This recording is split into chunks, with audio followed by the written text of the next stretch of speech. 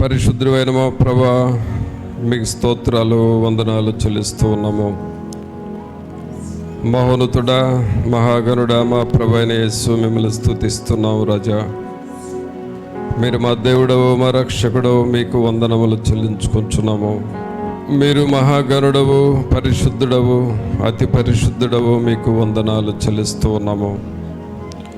దేవదూతలు ఏ రీతిగా మిమ్మల్ని స్తుతించి ఆరాధన చేయుచున్నారో, మేమును అట్టి ఆరాధన మీకు సమర్పించుకుని వారముగా చేయండి. స్తుతి యాగము నర్పించుచు మా యెహోవా బలులను మీకు అర్పించుటకు సహాయము చేయండి ప్రభువా. పరిశుద్ధాత్ముడా, మా హృదయములతో మీరు మాట్లాడండి. మా అంతరంగములో దేవుని కార్యములు జరిగించమని ప్రార్థన చేస్తూ ఉన్నాము.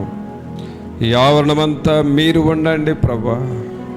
మీ ఆత్మ నియమమే మమ్మలను పరిపాలించాలి, నడిపించాలి. పాడుచున్న పాటల ద్వారా మీరు మహిమ, ఘనత, ప్రభావములు మీరు ఆరోపించుకోనండి. పరిశుద్ధాత్ముడా, మీరు ఈ ఆరాధనకు అధ్యక్షత వహించి తండ్రి, కుమార, పరిశుద్ధాత్ముడు మహింపరచబడులాగున చేయమని మా ప్రభు అయిన యేసు నామమున అడిగి వేడుకొనుచున్నాము తండ్రి, ఆమేన్. పాటలు పాడుకుందామండి.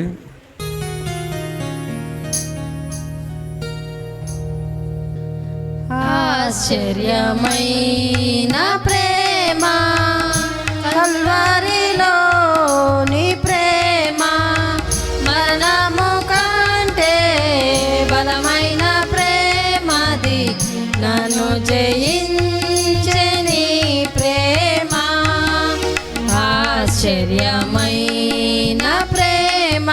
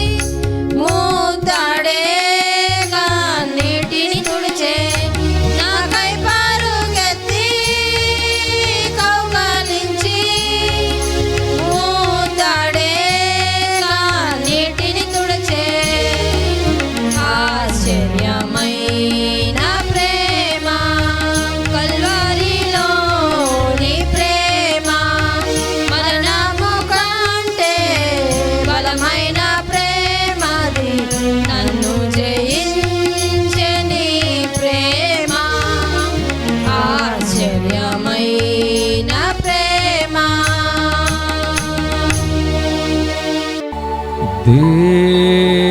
దేవుని జీవాత్మనా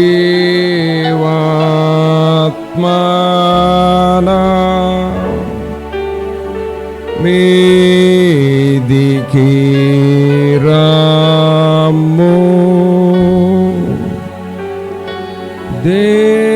దేవుని జీవాత్మనా మీదికి రాము. వేరాచు వాంచు మాలాచు నింపు దేవుని జీవాత్మనా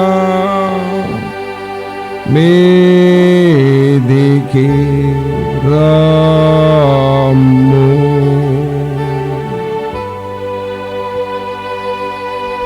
పరిశుద్ధుడైన మా ప్రభువా, మీకు స్తోత్రాలు వందనాలు చెల్లిస్తూ ఉన్నాము. మహోన్నతుడా, మహాగణుడా, మా ప్రభువైన యేసు మిమ్మల్ని స్తుతిస్తూ ఉన్నాము. మీరు మా దేవుడవు, మా రక్షకుడవు, మీకు వందనాలు. మహాగణుడవు, మహోన్నతుడవు, మిమ్మల్ని స్తుతిస్తూ ఉన్నాము ప్రభా. మమ్మల్ని ప్రేమించి మీరిచ్చిన ఈ సమయాన్ని బట్టి మీకు వందనాలు చెల్లిస్తూ ఉన్నాము. మీ కృపలో మమ్మల్ని కాచి కాపాడుచున్న దేవా, మిమ్మల్ని స్తుతిస్తూ ఉన్నాము. మీ సన్నిధిలోనికి మమ్మల్ని తీసుకొని వచ్చినారు. మీ ఆత్మశక్తిని, పరిశుద్ధాత్మ తాకుదల అభిషేకమును మాకు మీరు దయచేయండి. మీ వాక్యము ద్వారా మాతో మీరు మాట్లాడమని నజరేయుడైన యేసు నామమున అడిగి వేడుకొంచున్నాము తండ్రి. ఆమేన్.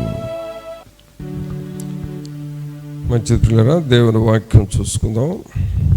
కీర్తనల గ్రంథంలో నుండి 111వ కీర్తన.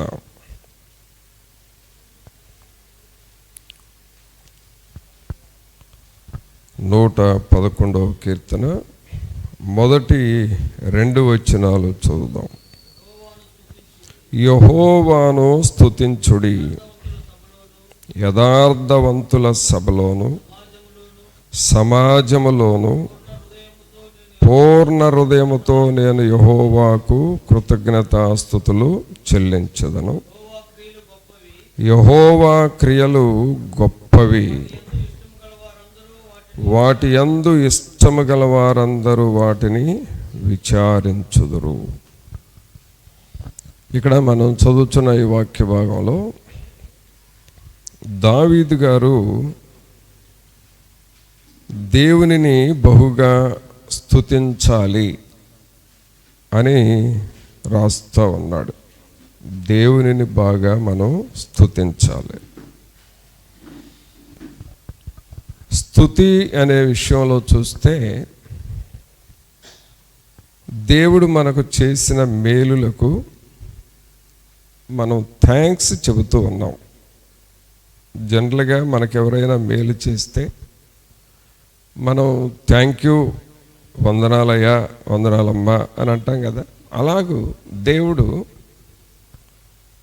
మనకు చేసిన మేలులకు దేవునికి మనం థ్యాంక్స్ చెప్పటం, అది స్తుతి అంటే. అయితే దేవుడు ఎలాంటి మేలులు చేస్తున్నాడు అని చూస్తే, మనుషులు చేసే మేలులు కొన్ని ఉంటాయి. మనకు తెలిసిన వారు,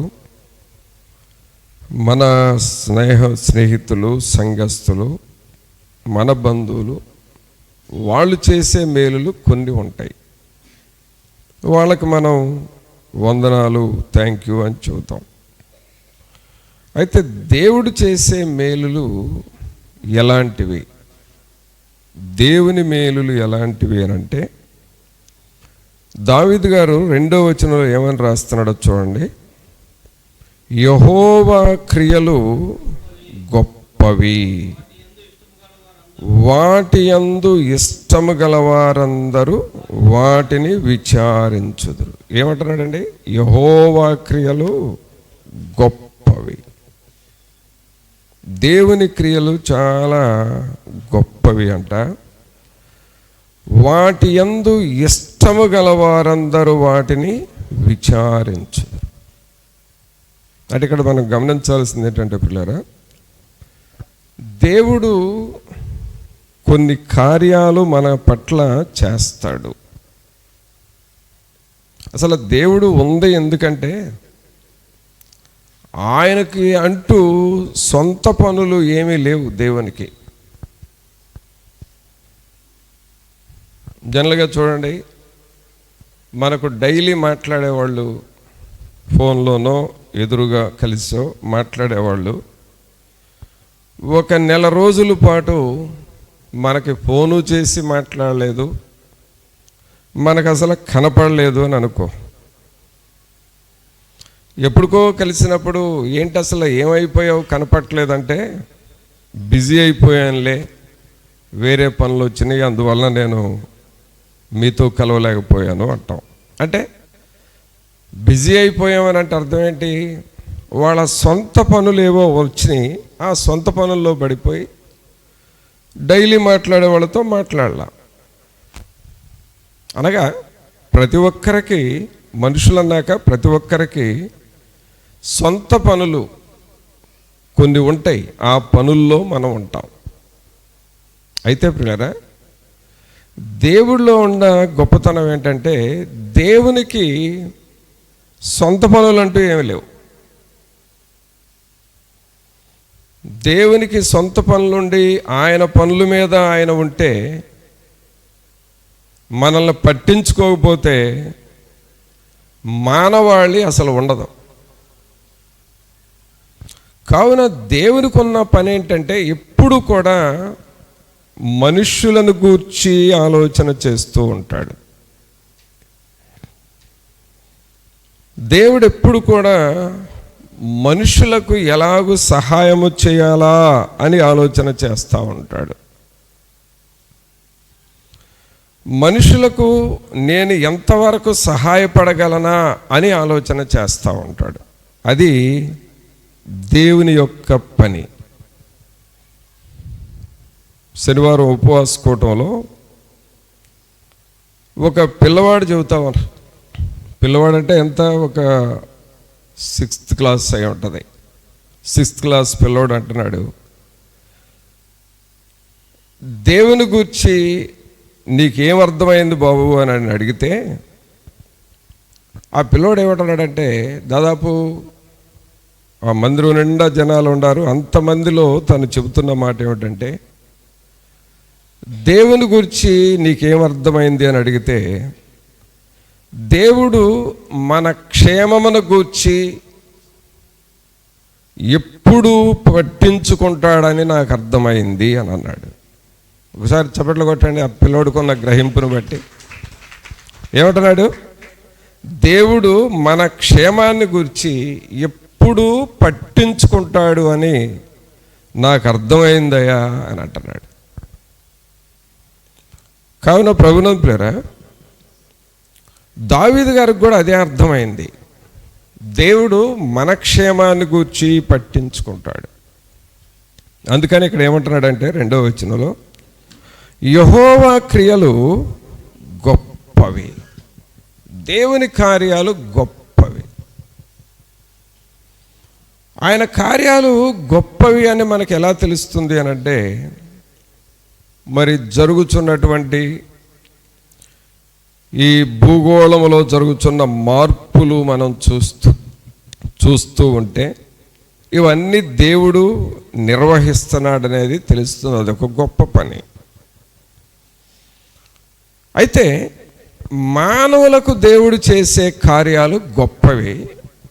ఇవి ఎవరికి అర్థమవుతాయి అని అంటే, రెండవ లైన్ చూడండి, వాటి యందు ఇష్టము గలవారందరూ వాటిని విచారించుదురు.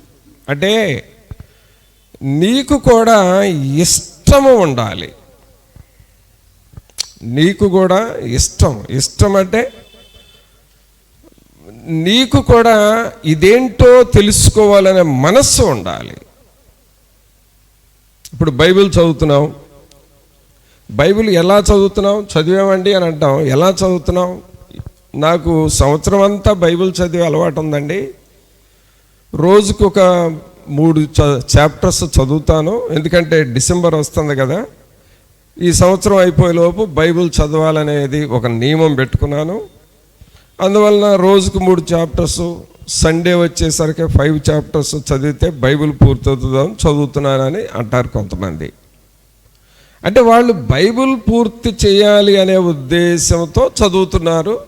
మంచిదే, అలా చదివి ముగిస్తారు.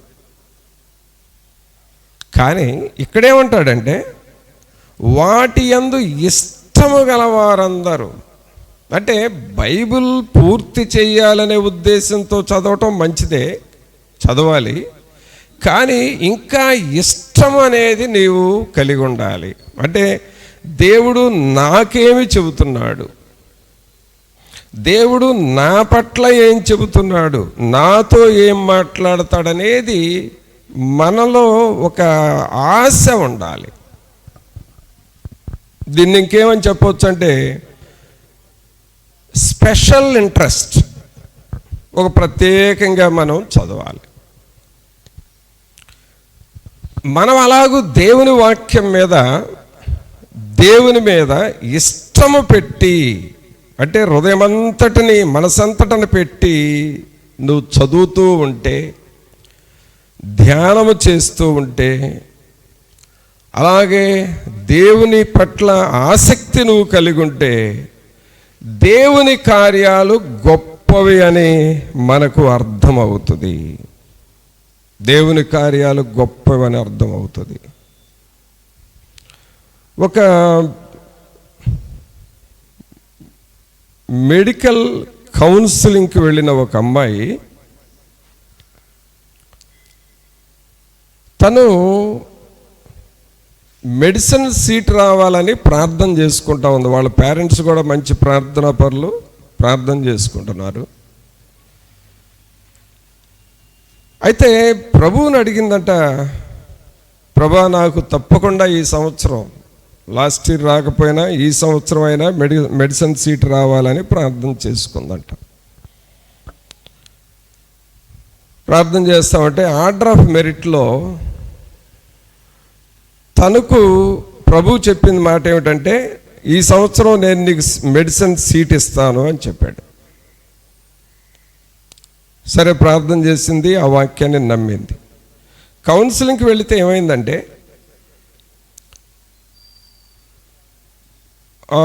ఉన్నది ఒక్క సీటు, అంటే ఇంకొక సీటు ఫిలప్ చేస్తే అయిపోతుంది, ఇక అడ్మిషన్స్ అయిపోతాయి. కానీ ఆర్డర్లో 11 మంది ఉన్నారంట. ఈ దేవుడు నేను నీకు ఇస్తాను అని చెప్పాడు చూడండి, ఆ అమ్మాయి నంబర్ ఎంత? 11. ఆ 10 మందిలో ఒక్కళ్ళు వచ్చినా తనకు ఆ సీటు మిస్ అవుతుంది. అందరికీ టెన్షన్గా ఉంది, వస్తుందా రాదా అని. ఈ అమ్మాయి ప్రభు నాకు ఇస్తాను అని చెప్పాడు కదా, నాకు ఇస్తాడు అనే విశ్వాసంతో కౌన్సిలింగ్లో ఉంది. అక్కడ జరిగిన అద్భుతం ఏంటంటే ఆ ముందు ఉన్న 10 మెంబర్స్ రాలేదంట. 10 మెంబర్స్ ఆబ్సెంట్ కౌన్సిలింగ్. అందువల్ల 11th క్యాండిడేట్గా ఉన్న ఈ అమ్మాయికి ఆ మెడిసిన్ సీట్ వచ్చింది. తను చెప్పే సాక్ష్యం ఏంటంటే, దేవుడు నాకు ఒక మాట చెప్పాడు ఇస్తాను అని, నా ముందు ఎంత కాంపిటీషన్ ఉన్నా సరే దేవుని మాట మీద నేను విశ్వాసం ఉంచాను, ఆయన మాట మీద నమ్మకం ఉంచాను. నా ముందున్న 10 మెంబర్స్లో ఒక్కళ్ళు వచ్చినా నా సీటు మిస్ అవుతుంది. ఆ 10 మెంబర్స్ రాలేదు కాబట్టి 11వ క్యాండిడేట్గా నాకు సీట్ వచ్చింది అని. అంటే దేవుని మీద ఇష్టము కలిగి దేవుని కార్యాలు గొప్పవని నమ్మి ప్రార్థన చేసుకుంది. కావున ప్రభునందు పిల్లరా, జనరల్గా దేవుని దగ్గరకు రావటము ఒకటి, బైబిల్ చదవటం ఒక స్థాయి, కానీ దేవుని మీద నువ్వు ఇష్టముంచి దేవుడు నా పట్ల ఎలాంటి కార్యాలు చేస్తాడా అనేది నువ్వు ఆలోచన చేస్తే, ధ్యానము చేస్తే, నీవు ఒక పర్సనల్ మిరకల్ని దేవుని దగ్గర అందుకుంటావు. నీకిష్టం ఉండాలి. దేవుడు అద్భుతాలు చేస్తాడని చెప్పుగానే ఓహో చేస్తాడంట, నిజమే, దేవుడు గొప్పోడే, దేవుడు చేస్తాడు అంటే నేను కూడా నమ్ముతున్నా, దేవుడు గొప్పవాడే అని జనరల్గా దేవుడు గొప్పవాడు అని నువ్వేమి పెద్దగా స్టేట్మెంట్స్ ఏమి ఇవ్వనవసరంలా. దేవునికి ఆయన గొప్పవాడే అని నువ్వు చెప్పనవసరంలా. ఆయన గొప్పతనం ఏంటో నీకు తెలియాలంటే నీవు పర్సనల్ ఇంట్రెస్ట్ పెట్టాలి. పర్సనల్గా ప్రభా నువ్వు గొప్పవాడని నేను నమ్ముతున్నాను, నా జీవితంలో ఒక అద్భుతం చేయాలి, నువ్వు నా పిల్లల్లో ఒక అద్భుతం జరగాలి, నా కుటుంబంలో I want to see a miracle, ఒక అద్భుతాన్ని నేను చూడాలి అని అనుకుంటున్నాను అని నువ్వు పర్సనల్ ఇంట్రెస్ట్గా అడగాలి. అంతేగాని నువ్వు మోకాళ్ళుంచి తలంచి ప్రభా నువ్వు గొప్పవాడు అని నమ్ముతున్నాను, నువ్వు చాలా అద్భుతాలు చేస్తావని నమ్ముతున్నాను, నీ అంత గొప్ప దేవుడు లేడని, మీ వాక్యం చాలా గొప్పది, బైబిల్ గ్రంథం అన్నిటికంటే శ్రేష్టమైన గ్రంథం అని నమ్ముతున్నాను అని జనరల్గానంటే అది జనరల్ ప్రేయర్ అంతే. అక్కడ మనం తీసుకోవాల్సింది ఏంటంటే జనరల్లో నుండి పర్టికులర్కి రావాలి. అందరికీ సంబంధించిన మాటలో నుండి నీ పర్సనల్గా ఒక మాట నువ్వు తీసుకోవాలి. అది దేవుని కార్యము నువ్వు గొప్పది అని తెలుసుకుంటావు. అలాగే ప్రియులారా, ఇక్కడ దావీదు గారు కూడా దేవుడు గొప్పవాడు, దేవుని స్తుతించాలి అని అంటూ ఏమంటున్నాడంటే ఆయన జీవితంలో జరిగిన గొప్ప కార్యాలు తలంచుకుంటూ దేవుని కార్యాలను గురించి చెబుతూ 2వ వచనంలో ఏమంటాడంటే యెహోవా క్రియలు గొప్పవి, వాటి యందు ఇష్టము గలవారందరూ వాటిని విచారించుదురు. వాటి యందు ఇష్టము గలవారందరూ విచారించు. ప్రభా నువ్వు గొప్ప గొప్ప కార్యాలు చేసావు, నీకు వందనాలు అని చెప్తావు, మంచిదే, కానీ నా జీవితంలో కూడా జరగాలని నువ్వు కోరుకోవాలిగా, నా కుటుంబంలో కూడా ఒక అద్భుతం జరగాలి అని నువ్వు అడగాలిగా దేవుణ్ణి. నీవు గొప్పవాడవే, కానీ నీ కార్యాల్లో ఒకటైనా నా జీవితంలో జరగాలి, 2 నా జీవితంలో జరగాలి. ఆల్రెడీ కొన్ని చూసి ఉంటే మరొకసారి నేను చూడాలని నువ్వు అడగాలిగా దేవుణ్ణి. దానికి పర్సనల్ ఇంట్రెస్ట్ కావాలి పిల్లరా. You have to pay personal interest on the word of God. దేవుని వాక్యం మీద నీవు వ్యక్తిగతమైన మనస్సు పెట్టాలి. అందుకే పౌలు గారు తిమోతికి ఏమని రాస్తాడో చూడండి. తిమోతికి రాసిన మొదటి పత్రికలో 1 తిమోతి 3వ అధ్యాయం చూడండి. 1 తిమోతి 3వ అధ్యాయము 15వ వచనం చదవండి. అయినను నేను ఆలస్యము చేసిన ఎడల దేవుని మందిరములో అనగా జీవము గల దేవుని సంఘములో జనులు ఎలాగు ప్రవర్తింపవలెనో అది నీకు తెలియవలెనని ఈ సంగతులను నీకు రాయుచున్నాను. ఇక్కడ పౌలు గారు తిమోతికి ఏమని రాస్తున్నాడంటే దేవుని మందిరములో అనగా జీవము గల దేవుని సంఘములో జనులు ఎలాగు ప్రవర్తింపవలెనో అది నీకు తెలియవలెనని ఈ సంగతులను నీకు రాయిచున్నాను. ఇక్కడ మనం చూస్తే తిమోతికి అంటున్నాడు దేవుని మందిరములో. ఆ దేవుని మందిరం అంటే ఏంటి? జీవము కలిగిన దేవుని సంఘం. జీవము కలిగిన దేవుని సంఘం అంటే ఏంటి? మనము జీవము కలిగిన దేవుని ఆరాధన చేస్తున్నాము. ఆ జీవము కలిగిన దేవునిలో నుండి అక్కడ చేరే ప్రజలందరూ దేవుని జీవములో నుండి కొంత జీవమును మనుషులు పొందుకుంటూ ఉండాలి. దేవుని కార్యాలు ప్రతి ఒక్కరి జీవితంలో జరగాలి. అనగా పిల్లరా, దేవుని సన్నిధిలోనికి వచ్చిన వారిలో ప్రతి ఫ్యామిలీ, ప్రతి వ్యక్తి దేవుని దగ్గర నుండి కొన్ని అద్భుతాలు చూడాలి. అప్పుడు జీవము కలిగిన సంఘముగా ఆ సంఘం మారిపోతుంది. ఆమేన్. అనగా ప్రతి ఒక్కరు దేవుని సన్నిధికి వస్తున్నాను, దేవుని దగ్గర నాకు ఏమీ జరగలేదు అని ఎవరు అనకూడదు. దేవుని దగ్గరకు వచ్చాను, దేవుడు నాకు ఎలాగూ సహాయం చేసాడని మాత్రమే చెప్పాలి. అది ఇక్కడ జీవము గల దేవుని సంఘములో జనులు ఎలాగూ ప్రవర్తింపవలెనో అది నీకు తెలియవలెనని ఈ సంగతులను నేను రాయుచున్నాను. కావున ప్రభునందులరా, దేవుని మందిరములో యెహోవా క్రియలు గొప్పవి అని ప్రతి ఒక్కరూ తెలుసుకోవాలి అని ఇక్కడ తిమోతికి పౌలు గారు రాస్తున్నాడు. అయితే పిల్లరా, ఇప్పుడు దేవుడు గొప్పవాడు అంటానికి మీరేమైనా చెప్పగలరా అని అడిగామనుకోండి, ఒక చిన్న డిబేట్ పెట్టి, ఒక చిన్న డిబేట్ అందరిని పిలిచి దగ్గర కూర్చోబెట్టి, అందరూ ప్రార్థనకు వెళ్ళేవాళ్ళే, సంఘస్థులే, వాళ్ళని దగ్గర కూర్చోబెట్టి దేవుడు గొప్పవాడు అని మీరు నమ్ముతున్నారంటే నమ్ముతున్నామయ్యారు అంటారు. దేవుడు గొప్పవాడు అని నమ్మటానికి నువ్వేం చెబుతావు? ఏంటి కారణం అంటే రకరకాల విషయాలు వస్తాయి. ఎంత మంచి గాలి వస్తుందండి, ఈ గాలిని మనం పీల్చుకొని బ్రతుకుతున్నామో, ఎంత గాలిని సృష్టించిన దేవుడు గొప్పవాడని ఒకళ్ళు అంటారు. రైట్. తర్వాత ఇన్ని వేల ఎకరాలు, లక్షల ఎకరాలు పొలాలు ఉన్నాయండి, వీటన్నిటికీ కావలసిన నీళ్ళు ఎవరిస్తున్నారు? దేవుడే కదా, వర్షం రూపంలో ఇస్తున్నాడు, అందుకు దేవుడు గొప్పవాడు అంటారు. రైట్, అది మంచిదే.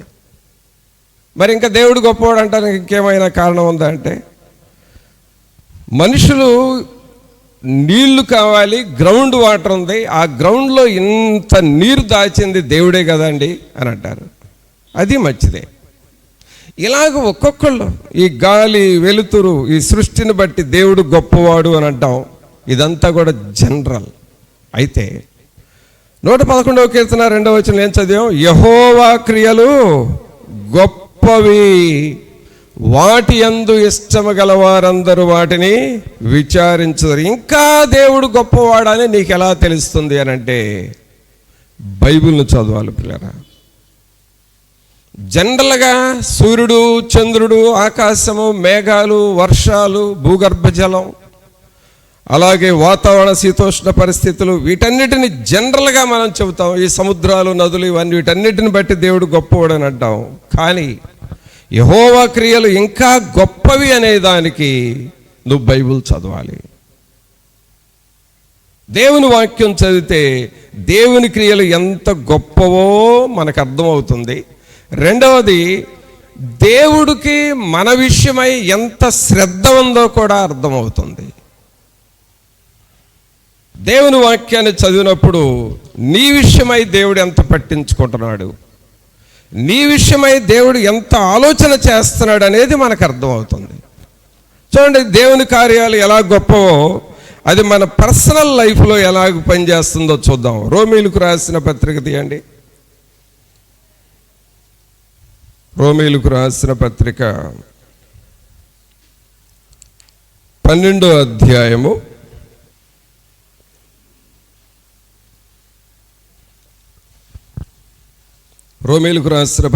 12వ అధ్యాయము 4-5 వచనాలు రెండు కలిసి ఉన్నాయి, చదువుదాం.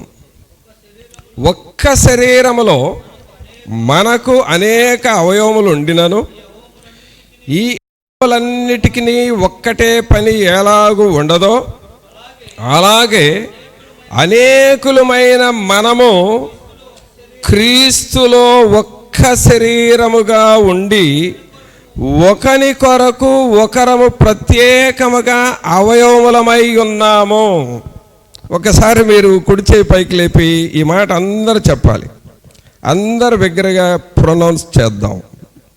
ఏంటి ఆ మాట అంటే,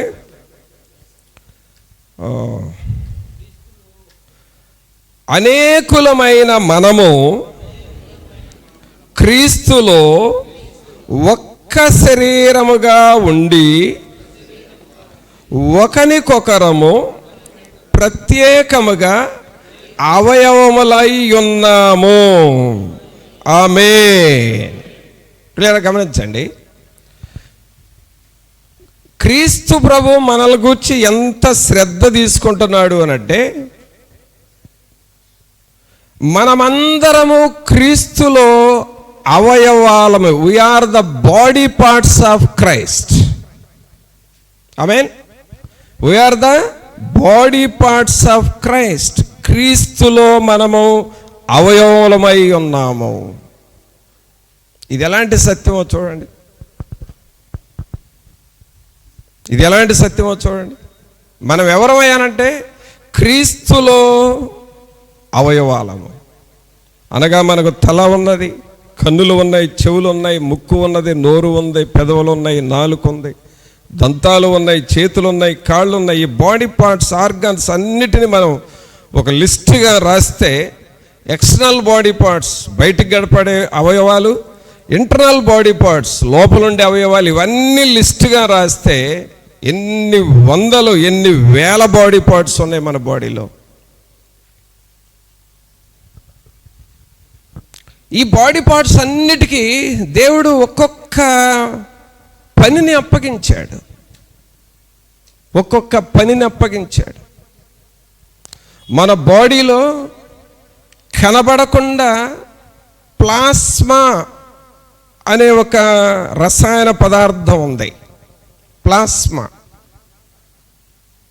అది బ్లడ్లో ఉంటుంది. అది ఎవరూ చూడలేము.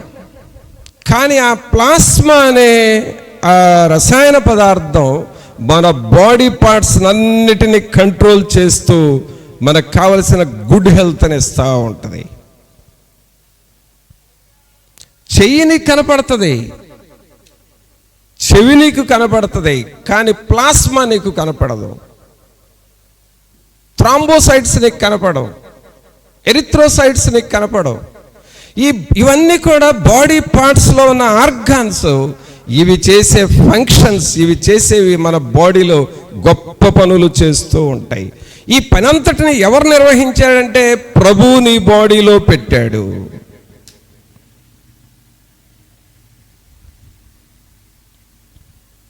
ప్రభువుని పిల్లరా, క్రీస్తులోనికి వచ్చిన మనమందరము, దేవుని సంఘములో ఉన్న మనమందరం ఎవరైనారంటే క్రీస్తు శరీరం యొక్క బాడీ పార్ట్స్ మనం. ఇప్పుడు చూడండి, మన బాడీలో కాలు కొంచెం నొప్పిగా ఉంది అని అనుకోండి, మనం పట్టించుకోమా? కాలు నొప్పిగా ఉందని పట్టించుకోమంటే పట్టించుకుంటాం. అది తగ్గిన తర్వాత చెవిలో సమస్య వచ్చింది అనుకోండి, పట్టించుకుంటాం. మన బాడీలో ఏ భాగము దెబ్బతిన్నా వెంటనే అటెండ్ అవుతాం. ఇది ఎందుకు, కారణం ఏంటా అని తెలుసుకుంటాం. అలాగే ప్రియులారా, క్రీస్తు ప్రభు ఈ శరీరములో మనల్ని అందరినీ బాడీ పార్ట్స్గా ఉంచితే, బాడీలో ఏ భాగం ప్రాబ్లం వచ్చినా మనం వెంటనే ఎలాగో కన్సల్ట్ అవుతున్నామో డాక్టర్ని, అలాగే ఈ బాడీలో ఈ క్రీస్తు అనే శరీరంలో ఉన్న మనలను మనకు ఏ సమస్య వచ్చినా దేవుడు పట్టించుకుంటూ ఉంటాడు. అది ఎవరి బాధ్యత అంటే దేవుని బాధ్యత. అది దేవుని బాధ్యత. ఈ పాయింట్ మీరు ఎంతవరకు క్యాచ్ చేశారో నాకు ఇంకా అండర్స్టాండింగ్ రావట్లా మిమ్మల్ని చూస్తుంటే. మనం ఎవరమే చెప్పండి, మనం ఎవరం అసలు? క్రీస్తు శరీరం యొక్క అవయవాలం. అంతవరకు ఓకేనా? చెప్పండి, అందరు చెప్పండి, మనం ఎవరమే? క్రీస్తు శరీరం యొక్క అవయవాలము. కాబట్టి ఇప్పుడు సంఘంలో ఉన్న మనందరము, లేడీస్ అయినా జెంట్స్ అయినా పిల్లలైనా పెద్దోళ్ళమైనా, మనందరం ఎవరమే? దేవుని శరీరం యొక్క బాడీ పార్ట్స్, శరీర అవయవాలము. ఓకే, అంతవరకు. ఇప్పుడు నా బాడీ ఉంది, నాకేదో కొంచెం కన్ను నొప్పిగా ఉంది, నేను పట్టించుకుంటాను లేదా? పట్టించుకుంటాను. కన్ను నొప్పి తగ్గిన తర్వాత కాల్లో ఏదో సమస్య వచ్చింది, ఏం చేస్తాను? ఈ కన్నును చూసి కాలును ఎక్కడ చూసేదిలే, కన్నును చూశాను కదా కాలును వదిలేస్తానని వదిలేస్తావా? వదిలేయము. అది తగ్గింది. అది అయిపోయిన తర్వాత ఏదో ఇంకొక ఆర్గాన్ మీద కొంచెం ఇబ్బందిగా ఉంది, అది పట్టించుకోండి. అంటే బాడీలో నీకు ఏ భాగం బాగోలేదన్నా పట్టించుకుంటావు. అలాగే ప్రియులారా, దేవుని సంఘములో ఉన్న మనలను ఎవరికి బాగా పోయినా దేవుడు పట్టించుకుంటాడు. ఆమేన్. చప్పట్లు కొట్టండి దేవునికి. మనలందరినీ పట్టించుకునే దేవుడు. అందరూ చెప్పండి, దేవా మీరు మమ్మల్ని పట్టించుకునే దేవుడవు, నీకు వందనాలు. ఇప్పుడు బాడీ పార్ట్స్లో చెవి ఒకటి ఉంది, కన్ను ఒకటి ఉంది, ముక్కు ఒకటి ఉంది, నాలుక ఒకటి ఉంది, ఎముకలు ఉన్నాయి, లోపల ఉన్న లివర్ ఉంది, హార్ట్ ఉంది, కిడ్నీస్ ఉన్నాయి. అన్నిటినీ నువ్వు ఎలా పట్టించుకుంటున్నావో అలాగే సంఘములో ఉన్న నిన్ను ప్రభువు అన్ని విషయములలో పట్టించుకుంటాడనేది నువ్వు తెలుసుకోవాలి. హల్లెలూయా. ఆయన నిన్ను పట్టించుకునే దేవుడు. నీకు అప్పుడప్పుడు ఏమనుకుంటావంటే, నన్ను గురించి ఎవరు పట్టించుకుంటారు, లేకపోతే నా ఆర్థిక పరిస్థితి ఎలా ఉంది, నా మానసిక పరిస్థితి ఎలా ఉంది, మా కుటుంబ పరిస్థితి ఉంది, మా పిల్లల పరిస్థితి ఉంది, ఎవరు పట్టించుకుంటారులే అని అనుకుంటున్నా సరే, నీకు ప్రభువు ఉన్నాడు, ప్రభువు నిన్ను పట్టించుకుంటున్నాడు అనే విశ్వాసం నీకు రావాలి. అందుకనే బైబిల్ని మీరు జనరల్గా చదవద్దు, పర్టికులర్గా చదవండి అని చెబుతుంది. దేవుని వాక్యాన్ని పర్టికులర్గా చదవండి. ఆయన నీకు పర్సనల్ రిడీమర్, ఆయన నీకు పర్సనల్ సపోర్టర్, ఆయన నీకు పర్సనల్ హెల్పర్, ఆయన నీకు పర్సనల్ రిడీమర్, ఆయన నీకు పర్సనల్ సప్లయర్. ఆయన నీకు పర్సనల్గా చేస్తాడు ఏదైనా. అందుకనే పిల్లరా, నీ మైండ్ ఎలా డెవలప్ అవ్వాలంటే, ఆయన నన్ను పట్టించుకునే దేవుడు. చెప్పండి, అందరు చెప్పండి, ఆయన నన్ను పట్టించుకునే దేవుడు. ఎందుకు? నిన్ను తీసుకొని వచ్చి సంఘములో ఒక అవయవములాగా పెట్టాడు నిన్ను. నీకు ఒక పని ఇచ్చాడు, ఆ పనిని నువ్వు చేయాలి. ఈ రోజున సంఘాలలో ఎందుకు పోరాటాలు వస్తాయో తెలుసండి? సంఘాలలో ముఠాలు, సంఘాలలో కక్షలు, సంఘాలలో వాళ్ళ ముఠ మన ముఠ అని ఈ తేడాలు సంఘాలు ఎందుకు వస్తున్నాయనంటే, సంఘములో క్రీస్తు అవయవాలము అన్న సంగతి వారు మర్చిపోయి మనమే గొప్పవాళ్ళమని వాళ్ళకు వాళ్ళు తయారయ్యి అలాగూ ప్రవర్తిస్తున్నారు సంఘాల్లో. అందుకు సంఘాల్లో సమస్యలు వస్తున్నాయి. అందుకనే తిమోతి గారికి పౌలు గారు ఏం రాశాడు? మీరు జీవము కలిగిన దేవుని సంఘములో ఎలాగూ ప్రవర్తింపవలనో మీరు తెలుసుకోండి. మీరు ఎలా ప్రవర్తించాలి, మీ ప్రవర్తన ఎలా ఉండాలి అని అంటే, ఇదిగో ఇప్పుడు గాలి వస్తుంది, గాలిని మనం తీసుకుంటున్నాం. చల్లగా ఉంది, ఆ చల్లని వాతావరణాన్ని తీసుకుంటున్నాం. ఎండ వస్తుంది, ఆ ఎండను మనం తీసుకుంటున్నాం. ఆ టైంకి దేవుడు ఏది సహాయం చేస్తాడో అది ఎలాగ మనం తీసుకుంటున్నామో అలాగే దేవుని సంఘంలో నీకు ఏది అవసరమో ఆ సమయానికి ఆ రోజుకి అది నీకు సప్లై చేస్తాడు. ఆయన సప్లయర్, మనము తీసుకునే వాళ్ళము. We are receivers. God is supplier, we are receiver. కావున ఈ గ్రహింపు నీకు రావాలి. ఇది దేవుడు చేసిన కార్యాల్లో గొప్ప కార్యం. ఇది దేవుని యెహోవా క్రియలు గొప్పవి, వాటి యందు ఇష్టము గలవారందరూ వాటిని విచారించుదురు. అంటే ఆయన చేసిన గొప్ప కార్యం ఏంటంటే, నిన్ను తీసుకొని వచ్చి, నీ కుటుంబాన్ని తీసుకొని వచ్చి ఆయన సన్నిధిలో, ఆయన సంఘములో ఒక అవయవములాగా ఆ క్రైస్ట్ బాడీలో నిన్ను చేర్చాడు. ఆమేన్. అనగా ఇప్పుడు మనం ఎవరం చెప్పండి? క్రీస్తు శరీరం యొక్క అవయవాలము. బిగ్గరగా చెప్పండి, మనమందరము క్రీస్తు శరీరములో ఉన్న అవయవాలము. ఇప్పుడు ఈ గ్రహింపుతో మనం ఉంటే ఆ బాడీ డెవలప్ అవుతూ ఉంటుంది.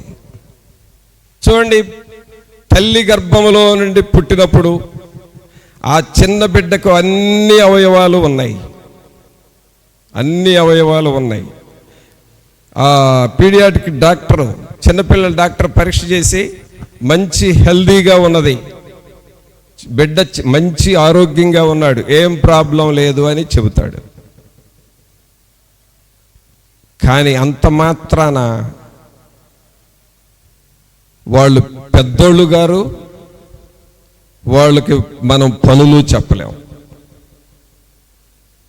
ఆరోగ్యకరమైన వ్యక్తే, ఆరోగ్యకరమైన బిడ్డ పుట్టాడు, అంత మాత్రం నువ్వు అన్ని పనులు చేయించలేవు, అన్ని పనులు చెప్పవు కదా. వాళ్ళు ఎదగాలి, పెరగాలి. అలాగే ప్రియులారా, దేవుని సంఘములో ఒక అవయవముగా ఉండి మనము దేవునిలో ఎదుగుతూ ఉండాలి, దేవునిలో ఫలిస్తూ ఉండాలి, దేవుని యొక్క రూపములోనికి రావాలి, దేవుని ఆకారంలోనికి రావాలి. ఎంత ఆకారం వస్తుందంటే, ఒక పిల్లవాడు పుట్టిన తర్వాత, పెద్దవాడైన తర్వాత, ఒకవేళ ఆ అబ్బాయి ఎవరో తెలిగిపోయినా క్రొత్త వాళ్ళు చూసి ఆ పిల్లోని చూసి, అబ్బాయి నువ్వు పలానా వాళ్ళ అబ్బాయి లాగున్నావే అని అంటారు. కారణం ఆ తండ్రి రూపం, తండ్రి షేపు ఆ పిల్లోళ్ళలో వచ్చింది.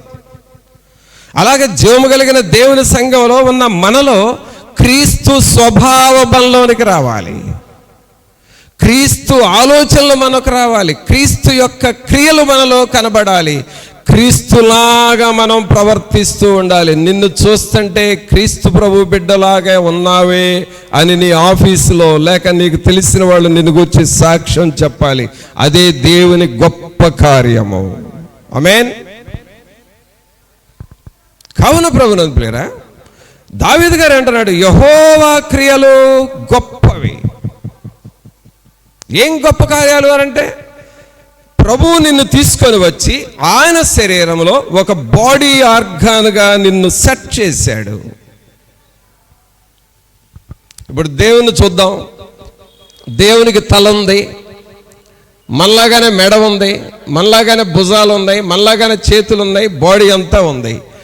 మనలో ఎవరినో ఒకళ్ళని తీసుకొచ్చి తల మీద వెంట్రుకల్లాగా పెట్టుంటాడు. దేవుని చిత్తమై ఉంటుంది అది.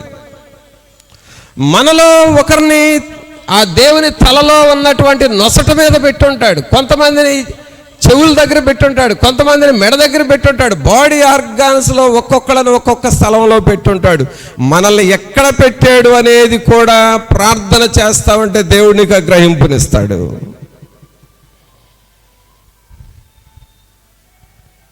ఇప్పుడు మనందరం ఆయనలో సెట్ అయిపోయిన బాడీ పార్ట్స్ అనేది నీకు అర్థమైతే నువ్వు ఆ ప్లేస్లో నుండి ఎన్నడూ ప్రక్కకు పోలేవిక, ఎన్నడూ ప్రక్కకు పోలేవు, ప్రక్కకు జరగలేవిక. ఇది ఎంత అద్భుతం ప్రియరా! దేవుడు చేసిన గొప్ప కార్యము. యెహోవా క్రియలు గొప్పవి. అనగా నేను ఏం చెప్పాలంటే దేవునికి, ప్రభువా నన్ను తీసుకొని వచ్చి నా ఫ్యామిలీని తీసుకొచ్చి నీ బాడీలో, సంఘం అనే నీ బాడీలో ఒక ఆర్గాన్గా పెట్టావు, అదే నా జీవితంలో గొప్ప కార్యం ప్రభు అని మనం దేవుని స్తుతించుకోవాలి. ఈ బాడీని అంతటిని ఏం చేస్తాడు అని అంటే, ఒకానొక దినాన దేవుడు మహిమ శరీరముగా మారుస్తాడు. అది దేవుని వాక్యం నుండి గొప్ప కార్యం. కావున పిల్లరా, 111వ కీర్తన 2వ వచనం. ఇప్పుడు ఎవరు బైబిల్ చూడకుండా చెప్పేసేయాలి. ఏం చదివాం? యెహోవా క్రియలు గొప్పవి. అందరు బిగ్గరగా చెప్పండి, యెహోవా క్రియలు గొప్పవి. ఎందుకు గొప్పవాడు దేవుడు? ఆయన కార్యాలు ఎందుకు గొప్పవి అని అంటే, నన్ను తీసుకొని వచ్చి ఎక్కడ పెట్టాడు?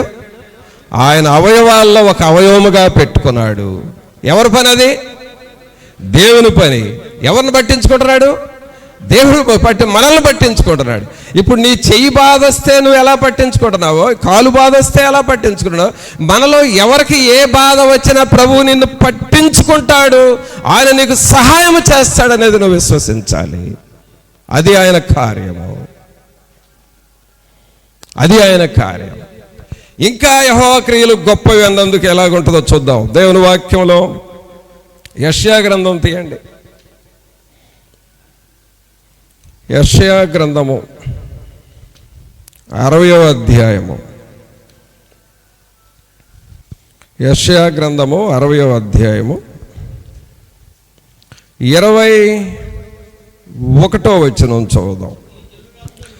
నీ జనులందరూ నీతిమంతులయ్యుందురు, నన్ను నేను మహిమపరచుకొనున్నట్లు వారు నేను నాటిన కొమ్మగాను నేను చేసిన పనిగాను ఉండి దేశమును శాశ్వతముగా స్వతంత్రించుకొందురు. హల్లెలూయా. చప్పట్లు కొట్టండి పిల్లరా. మీకు అర్థం కాకపోయినా చప్పట్లు కొట్టండి, అర్థమైన తర్వాత మీరే కొడతారు. చూడండి, ఇక్కడ చూడండి దేవుని వాక్యంలో, ఇక్కడ 21వ వచనం చూడండి. నీ జనులందరూ నీతిమంతులయ్యుందురు, తర్వాత నన్ను నేను మహిమపరచుకొనున్నట్లు వారు నేను నాటిన కొమ్మగాను నేను చేసిన పనిగాను ఉండి దేశమును శాశ్వతంగా స్వతంత్రించుకొందురు. ఆమేన్. ఇప్పుడు ఒక చిన్న ప్రశ్న అడుగుతా, మీరు చెప్పాలి. మీ కుడి చేయి పైకి లేపండి అందరూ. ఒకసారి ఆ చెయ్యి చూడండి ఎట్లా ఉందో. నీ చేత్తో ఎప్పుడన్నా ఒక చిన్న మొక్క నాటావా? నాటినోళ్లే ఉంచండి, నాటనోళ్ళు దించండి. రైట్. అన్నీ బ్రతికినాయా? అన్నీ బ్రతికినాయి. మీరు నాటిన రోజు నుండి ఇప్పుడు వరకు ఏమైంది చెప్పండి? పెద్దదైంది, తర్వాత కాయలు కాసినాయి, ఇంకా కొమ్మలు వచ్చినాయి, ఇంకా ఏమా పువ్వులు వచ్చినాయి, ఇంకేమైంది? నీడ వచ్చింది, ఇంకేమైంది? ఇంకేమొచ్చింది? చూడండి పిల్లరా, మీ చేత్తోనే ఒక మొక్క నాటితే సంఘంలో ఎంత గొప్పగా చెప్పారు అనుకోండి. ఇప్పుడు ఒక్కొక్కళ్ళు బడాయిపోతా, చెట్టు పెద్దదైందన్న ఒకళ్ళు అన్నారు, కొమ్మలు వచ్చినాయి అన్నారు, పువ్వులు వచ్చినాయి అన్నారు, కాయలు వచ్చినాయి అన్నారు, నీడ వచ్చింది అన్నారు. మీ చేత్తో నాటితేనే అంత గొప్పగా చెప్పుకుంటే మరి ఇక్కడ దేవుడు ఏమంటున్నాడు? ఏదయ్యా వచ్చిన, ఏదయ్యా పోయింది. వారు నేను నాటిన కొమ్మగాను నేను చేసిన పనివానిగాను ఉండి, అంటే దేవుడు అంటున్నాడు, నేను నాటిన కొమ్మ, నువ్వు నాటిన కొమ్మే పెద్దదైంది, నువ్వు నాటిన కొమ్మే చెట్టు అయింది, నీడొచ్చింది, పూలు వచ్చినాయి, ఫలాలు వచ్చినాయి. ఆ చెట్టు కింద నువ్వు ఉంటున్నావు, ఆ చెట్టు ఫలాలు తింటున్నావు. ఇంకా కొంతమంది ఏమంటారు తెలుసా? వాటిని కాయలు కోసి ఇంటికి వచ్చిన చుట్టాలకి ఇచ్చి, ఇవి మా గార్డెన్లో పెరిగిన కాయలు, తినండి చాలా బాగుంటాయి అని అంటారు. నీవు చేత్తో నాటిన కొమ్మను గురించి అంత గొప్పగా చెప్పుకుంటే పిల్లరా, మనం ఎవరమో తెలుసా? దేవుని చేతతో నాటబడిన కొమ్మము మనం. అందుకు దేవుని కార్యాలు గొప్పవి. నిన్ను ప్రభు తన సంఘములో నాటాడు. నిన్ను ప్రభు తన సంఘంలో నాటిన తర్వాత నాటిన సంగతి ఆయన మర్చిపోయే దేవుడు కాదు, నిన్ను పెంచుతూ ఉంటాడు. ఇప్పుడు నువ్వెవరు అంటే ఆయన నాటిన చెట్టులో ఉన్న ఒక కొమ్మవు నీవు. We are the branches, we are the branches of living God. దేవుని యొక్క కొమ్మలము మనము. ఇప్పుడు ఒక్కసారి పర్సనల్గా రిసీవ్ చేసుకోండి ఆ మాటని. పర్సనల్గా, జనరల్గా ఆలోచించవద్దు. నేను దేవుడు నాటిన చెట్టు కొమ్మను అని ఒక్కసారి ఊహించుకో. ఎంత ఆధిక్యత ఉందో నీకు దేవునిలో.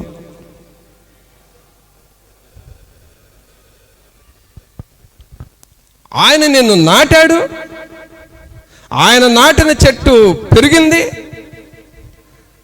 కొమ్మలు వచ్చినాయి, ఆ కొమ్మగా నీవు సంఘములో ఉన్నావు.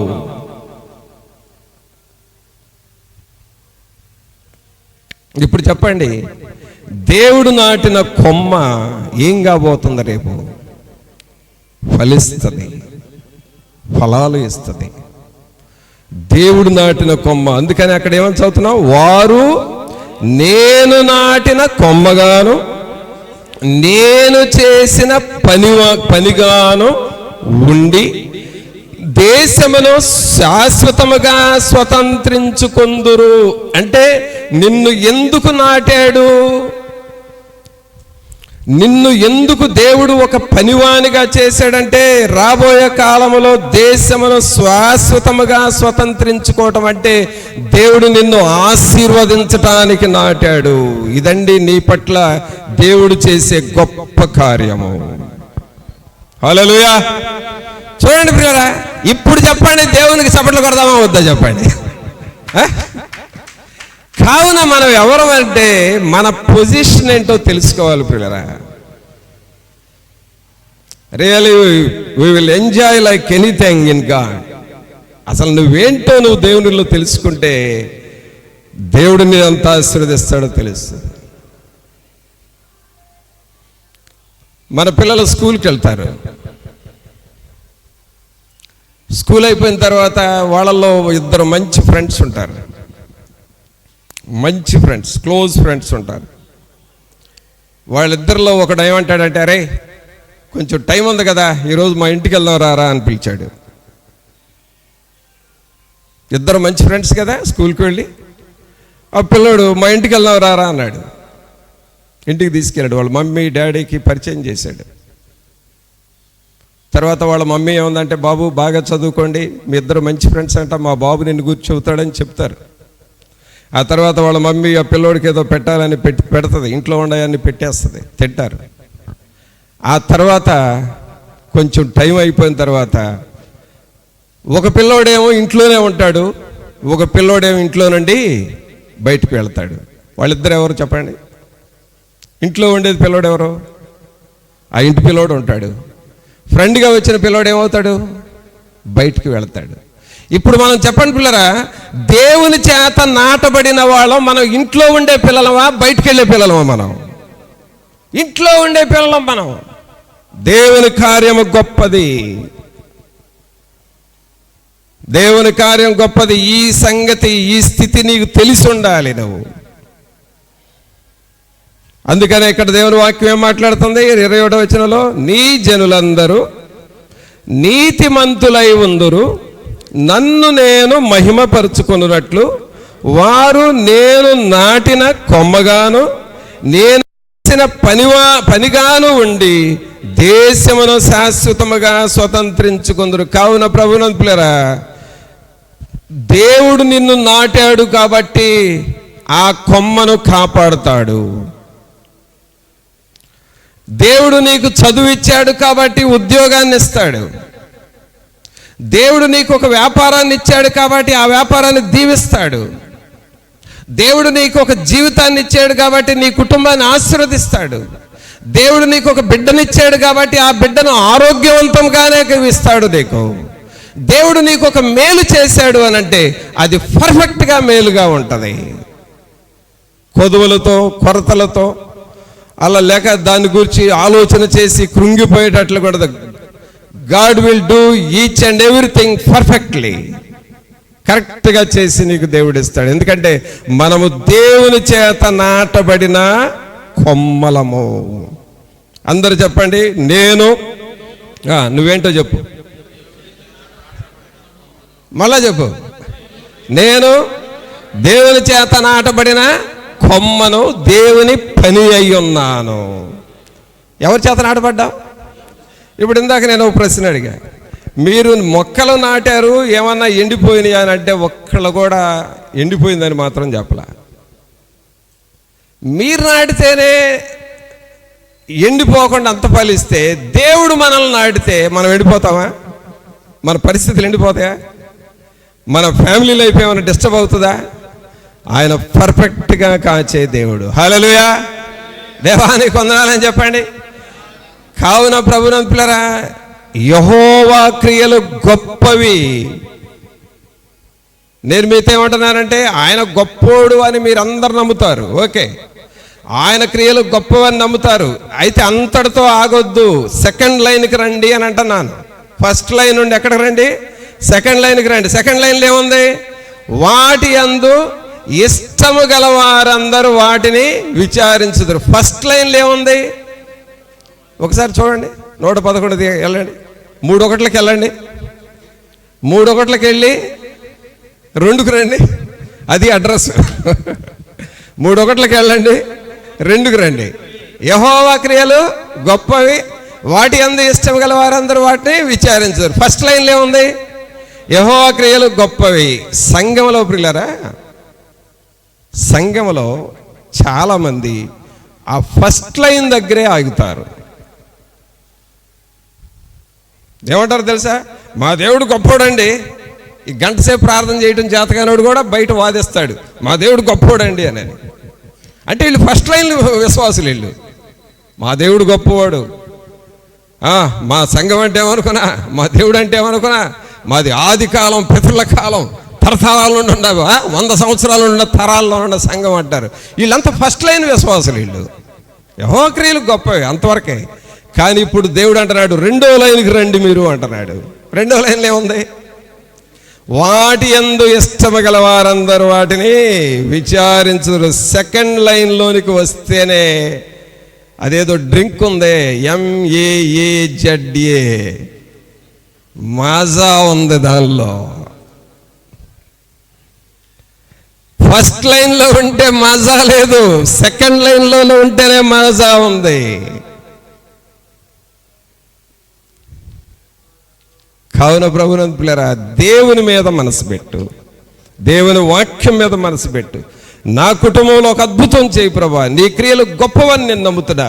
అయితే వాటి యందు ఇష్టము గల వారందరూ అన్నారు కదా, నేను మీ కార్యాలను నమ్ముతున్నాను ప్రభువా అని నువ్వు దేవుణ్ణి అడగాలి. ఇంకా చూడండి పిల్లరా, చాలా పెద్ద లాంగ్ సబ్జెక్ట్ ఇది. చూద్దాం, ఇంకా 2-3 విషయాలు చూడగలిగితే చూద్దాం. తర్వాత ప్రకటన గ్రంథం తీయండి. ప్రకటన గ్రంథం 21వ అధ్యాయం తీయండి.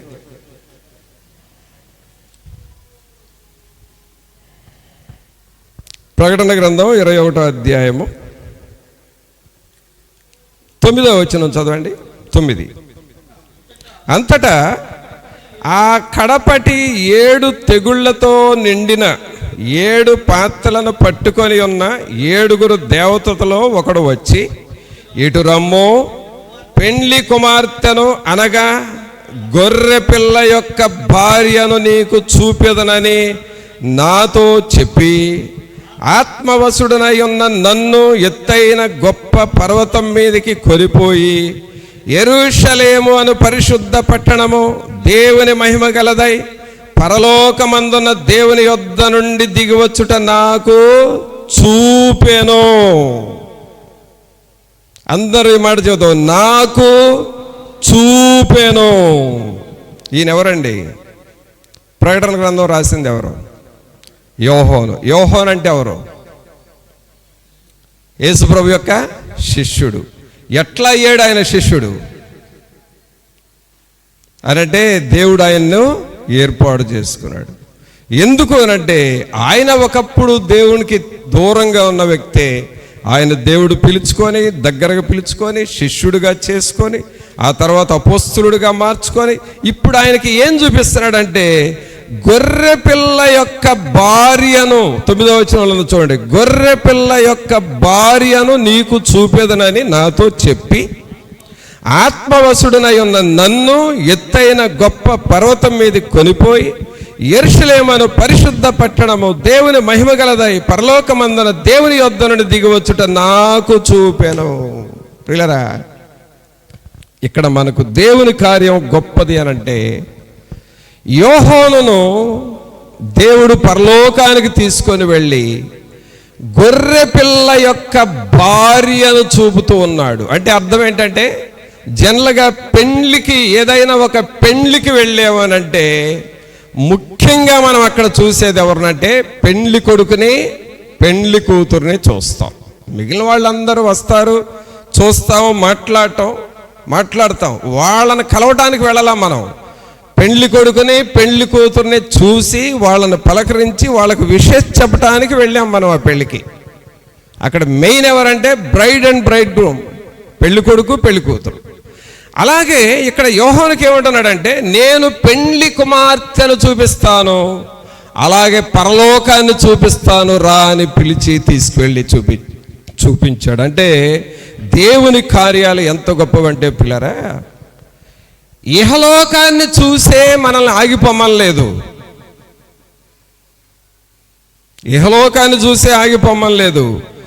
దేవునిని చూసే భాగ్యము నీకు ఇచ్చి నేను నీకు చూపిస్తాను రమ్మని పిలుచుకెళ్తున్నాడు. అనగా పెండ్లి కూతురు అనగా పరలోకములో ఉన్న పరిశుద్ధులను మనకు చూపిస్తాడు. అలాగే పరలోకం అంటే ఏమిటో, ఎలా ఉందో ప్రభు మన కళ్ళకు చూపిస్తాడు. అందుకు నేను నిన్ను తీసుకెళ్ళి చూపిస్తాను రండి అని అంటున్నాడు. ఆ రోజు ఎంత గొప్ప రోజో, ఎంత పరవశించే రోజో, ఎంత నీ జీవితంలో ధన్యకరమైన రోజో ఆలోచన చేయండి. ఈ భూలోకంలో ఉన్నటువంటి సృష్టిని చూసే మనం ఆశ్చర్యపోతా ఉన్నాము. మరి ప్రభు నిన్ను పరలోకాన్ని చూపిస్తాను, ఆ పెండ్లి కుమార్తెను చూపిస్తాను, పెండ్లి కుమారుని చూపిస్తాను, ఆ పరలోకం యొక్క సౌందర్యాన్ని నేను చూపిస్తాను అంటున్నాడంటే అది ఎంత గొప్ప కార్యం. ఎవరు చూపిస్తారు నీకు? మీ అమ్మ చూపిస్తుందా? మీ నాన్న చూపిస్తాడా? నీకెవరు చూపిస్తారు? ప్రభు అయిన యేసుక్రీస్తు నీకు ఆ పరలోకాన్ని చూపిస్తాడు. ఎంత గొప్ప పని అండి ఇది. నీకు పరలోకాన్ని చూపించగలిగింది యేసుక్రీస్తు ఒక్కడు మాత్రమే. అందుకనే ఆ పరలోకాన్ని నువ్వు చూడాలి అనంటే ఇప్పుడు నీవు క్రీస్తులో ఒక అవయవముగా మనం బ్రతకాలి. అందుకనే దావీదు గారు ఇవన్నీ చూసి, అబ్బా నీ కార్యాలు ఎంత గొప్పయో ప్రభా. పరలోకాన్ని చూపించే అధికారం ఇక దేవుడు ఎవరికి ఇవ్వాల? దేవుడు మాత్రమే, యేసుక్రీస్తు మాత్రమే మనకు పరలోకాన్ని చూపిస్తాడు, పరలోకంలో చేర్చుకుంటాడు. ఆ గొప్ప భాగ్యం పరలోకంలో మనకు దొరుకుతుంది. ఎవరు చేస్తున్నారు ఈ పని అంటే యెహోవా క్రియలు గొప్పవి. తర్వాత పౌలు గారు ఇంకొక విషయాన్ని చెప్పి ముగిద్దాం. ఎఫెసీయులకు రాసిన పత్రిక చూడండి. ఎఫెసీయులకు రాసిన పత్రిక 3వ అధ్యాయము. ఎఫెసీయులకు రాసిన పత్రిక 3వ అధ్యాయము 15వ వచనం చదవండి. మీరు అంతరంగ పురుషుని యందు శక్తి కలిగి ఆయన ఆత్మ వలన బలపరచబడినట్లుగాను, క్రీస్తు మీ హృదయములలో విశ్వాసము ద్వారా నివసించున్నట్లుగాను, తన మహిమైశ్వర్యము చొప్పున మీకు దైవ చేయవలెననియు, మీరు దేవుని సంపూర్ణత యందు పూర్ణులగునట్లుగా ప్రేమయందు వేరుపారి స్థిరపడి సమస్త పరిశుద్ధులతో కూడా దాని వెడల్పు, పొడుగు, లోతు, ఎత్తు ఎంతో గ్రహించుకొనుటకును, జ్ఞానమునకు మించిన క్రీస్తు ప్రేమను తెలుసుకొనుటకు తగిన శక్తి గలవారు కావాలని ప్రార్థించుచున్నాను. ఇక్కడ 15వ వచనంలో చూస్తే, మీరు అంతరంగ పురుషుని యందు శక్తి కలిగి ఆయన ఆత్మ వలన బలపరచబడినట్లుగాను, క్రీస్తు మీ హృదయములలో విశ్వాసము ద్వారా నివసించునట్లుగాను. అందరి మాట చెప్పండి. క్రీస్తు మీ హృదయములలో విశ్వాసము ద్వారా నివసించునట్లుగాను. ఆమేన్. ఇప్పుడు మీ అనే లెటర్ దగ్గర మా అనే లెటర్ పెట్టండి, చదవండి. క్రీస్తు, మరలా చదవండి, అందరూ చదవండి. క్రీస్తు మా హృదయములలో విశ్వాసము ద్వారా నివసించున్నట్లుగా. అంటే క్రీస్తు ఎక్కడ నివసిస్తాడు? ఎక్కడ నివసిస్తాడు? మీ హార్ట్ ఎక్కడ ఉంది? ఆ హార్ట్ మీద చేయబెట్టి చెప్పండి. ఉండావా అని అడగండి దాన్ని. హార్ట్ మీద చెప్పండి, క్రీస్తు మా హృదయములలో నివసించున్నట్లుగా. ఇప్పుడు మా ప్లేస్లో నా పెట్టండి, క్రీస్తు నా హృదయములో నివసించున్నట్లుగా. పిల్లరా, అంటే క్రీస్తు ప్రభు ఎక్కడ నివసిస్తున్నాడు? నా హృదయములో నివసిస్తూ ఉన్నాడు.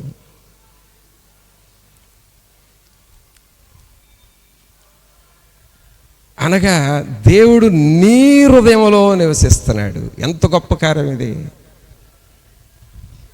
ఎంత గొప్ప కార్యం. పెన్ ఎక్కడుంది అని అడుగుతున్నాం, పెన్ ఎక్కడుంది అని అడుగుతున్నాం.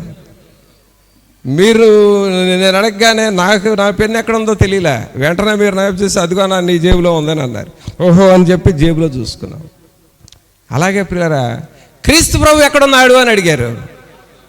నా హృదయంలో ఉన్నాడు. హల్లెలూయా. ఎక్కడున్నాడు క్రీస్తు ప్రభు? నా హృదయంలో ఉన్నాడు. యేసు మాతో నీ ఉండగా మేము అలసి పోలేమయ్యా. యేసు మాతో నీ ఉండగా మేము అలసి పోలేమయ్యా. అంత నీవే చూసుకుంటావు, అంత నీవే చూసుకుంటావు, అంత నీవే చూసుకుంటావు, అంత నీవే చూసుకుంటావు. యేసు మాతో నీవుండగా మేము అలసి పోలేమయ్యా. యేసు మాతో నీవుండగా మేము అలసి పోలేమయ్యా. ఇప్పుడు అందరం చెబుదాం, క్రీస్తు నాలో ఉన్నాడు. ఆమేన్. క్రీస్తు నాలో ఉన్నాడు. ఆమేన్. ఇప్పుడు మీ ప్రక్కన చెప్పండి, క్రీస్తు నీలో ఉన్నాడు, ధైర్యంగా ఉండు. ఆమేన్. అబ్బబ్బబ్బా, what a privilege it is. యెహోవా క్రియలు ఎంత గొప్ప. ఒకళ్ళ ఇంటికి వెళ్తే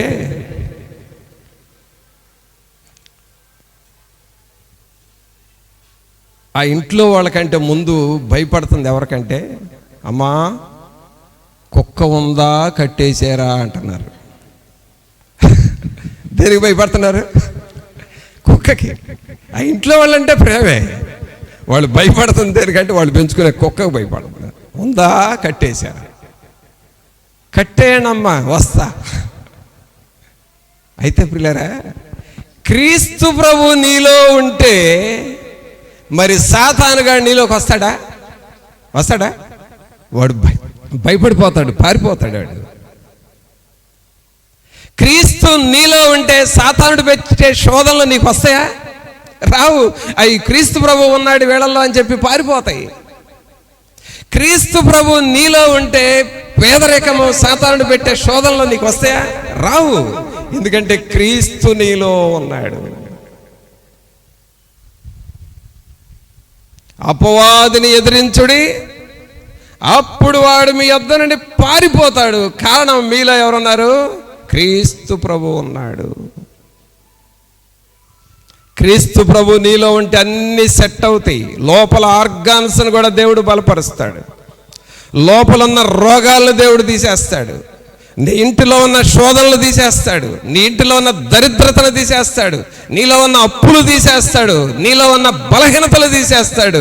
నీలో ఒకవేళ ఏదైనా రోగం ఉందని నీ బాడీలో నీకు తెలిస్తే యేసు నామములో ఆ రోగం క్యాన్సిల్ అగునుగాక. కారణము క్రీస్తు ప్రభు నీలో ఉన్నాడు.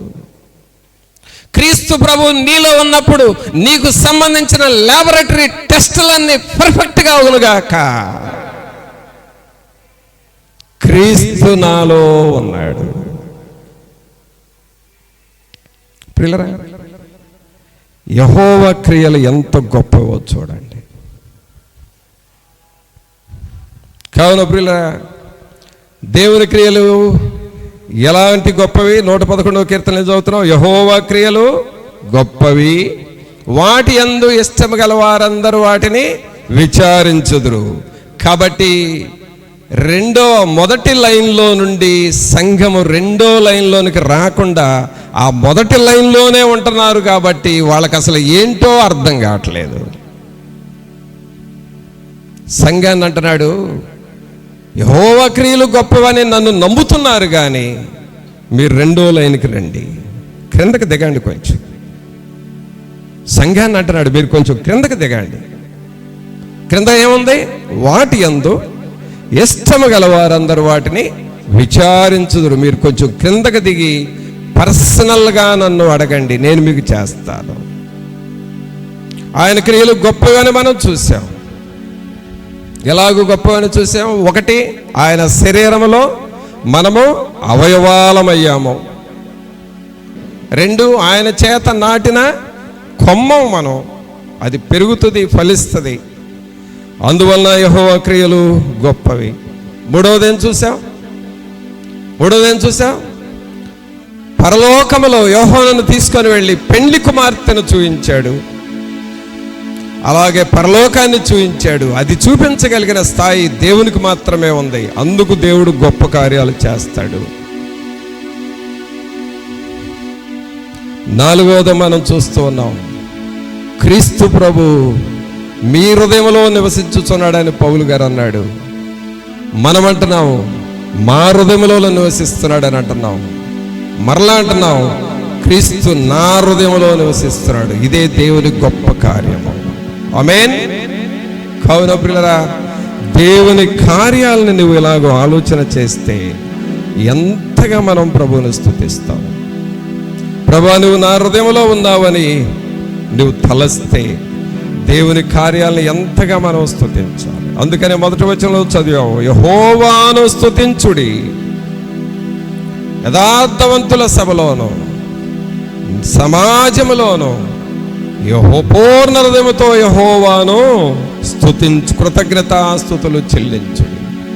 దేవుని కార్యాలు ప్రభు మనకి ఎలా చేస్తున్నాడని విశ్వసించి ఆయన కార్యాలు నా జీవితంలో, మా జీవితంలో జరగాలి అని ప్రభువుని అడుగుదాం. ప్రార్థన చేసుకుందాం ప్రియులారా. 1 నిమిషం అందరం తలలు వంచి ప్రభు సన్నిధిలో, అవును ప్రభా, మీ గొప్ప కార్యాల కొరకై మీకు స్తోత్రాలు, మీకు వందనాలు చెల్లిస్తూ ఉన్నాం ప్రభా. మీ కార్యములు గొప్పవే ప్రభా. మమ్ములను క్రీస్తులో అవయవాలుగా పెట్టారయ్యా. క్రీస్తులో మమ్మలను అవయవాలుగా పెట్టారయ్యా. మీకు వందనాలు, మీకు స్తోత్రాలు. మీ చేత మమ్మలను నాటారు ప్రభా. మీరు నాటిన కొమ్మగా మేము మీ చేతి పనివారముగా భూలోకమున స్వతంత్రించుకొని వారుగా మమ్మలను చేశారయ్యా. అందుకు మీకు స్తోత్రాలు అని ప్రభుతో చెబుదాము. మీరు మాలో నివసిస్తున్నారు ప్రభా. క్రీస్తు మీ హృదయములలో నివసించుచున్నాడు అని చెప్పారు ప్రభా. మీరు మా హృదయములు అలాగూ నివసించాలి. అట్టి వారిగా మమ్మలను చేయండి అని ప్రభుని అడుగుదాం. పరిశుద్ధమైన మా ప్రభా, మీకు స్తోత్రాలు, వందనాలు చెల్లిస్తూ ఉన్నాము. మహోన్నతుడా, మహాగణుడా, మా ప్రభు అయిన యేసు, మిమ్మల్ని స్తుతిస్తూ ఉన్నాము దేవా. క్రీస్తు ప్రభా, మీరు మా హృదయములలో నివసిస్తూ ఉన్నారు. ఇది ఒక గొప్ప కార్యము ప్రభా. పరిశుద్ధుడు అయిన దేవుడు మా హృదయములలో నివసించడం ఎంత గొప్ప ఆశీర్వాదము. యెహోవా క్రియలు గొప్పవి, వాటి యందు ఇష్టము గల వారందరూ వాటిని విచారించుదురని చెప్పారు కదా దేవా. మమ్మలను అలాగూ మీరు చేయుచున్న దేవుడు. మీ ఆత్మను మేము కాపాడుకోవాలి, మీ వాక్యమును మేము కాపాడుకోవాలి, పరిశుద్ధతను మేము కాపాడుకోవాలి, దేవుని శక్తిని మేము పొందుకోవాలి ప్రభువా. దేవా, మీ కార్యములు మాలో అలాగూ జరిగించండి. మీ ప్రియులను మీరు దర్శించి మీలో ఉన్నటువంటి ఆధిక్యతలను మేము సొంతము చేసుకొని వారిగా చేయమని నజరేయుడైన యేసు నామమున అడిగి వేడుకొనుచున్నాము తండ్రి, ఆమేన్. మన తండ్రి అయిన దేవుని ప్రేమ, కుమారుని కృప, పరిశుద్ధాత్మని యొక్క సన్నిధి, ఆయన సహవాసం ఇప్పుడు నెలప్పుడు మనందరితో ఉంది. వాటి యందు ఇష్టము గల వారందరూ వాటిని విచారించుదురని చెప్పిన రీతిగా దేవుని కార్యాల పట్ల ఇష్టము కలిగి తెలుసుకొని ఆ ఆశీర్వాదములు మనం పొందుకొనుటకు పరిశుద్ధాత్ముడు మనల్ని నడిపించి సహాయము చేయనుగాక. ఆమేన్.